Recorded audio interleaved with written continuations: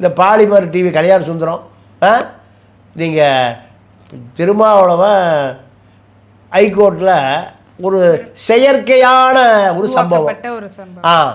இதை நிகழ்ச்சி முடிஞ்சு 5வது நிமிஷத்தில் அடிக்கிறான். அப்போ உனக்கு யார் பாஸ்? நீங்க வேற அவரை பத்தி பாஜக பாஸ். எனக்கு பல பரிதாபங்கள் தெரியும். பரிதாக்கள். நான் பாவம் சகோதரி பேரெல்லாம் சொல்ல விரும்பல.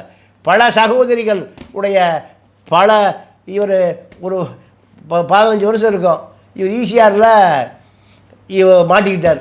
நான் ரொம்ப டீப்பாக போகல. மாட்டின பிறகு செக்ரட்டரியிலேருந்து போய் அவர் வீட்டுக்கு கொண்டு வந்தாங்க. வீட்டுக்கு கொண்டு வந்த ஆளெல்லாம் எனக்கு பேர் தெரியும். பல பரிதாபங்களை எனக்கு தெரியும். பரிதாக்களும் தெரியும்.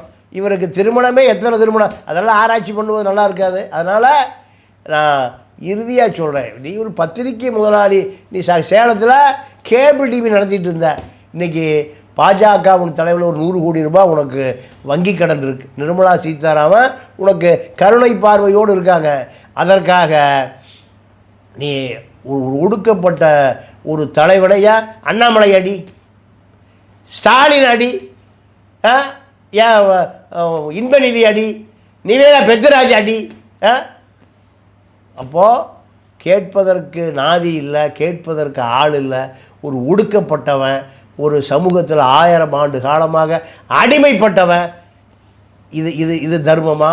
இது ஊடக தர்மமா? ஊடக நியாயமா? ஊடக அரணா? இதை நான் கேட்குறேன்.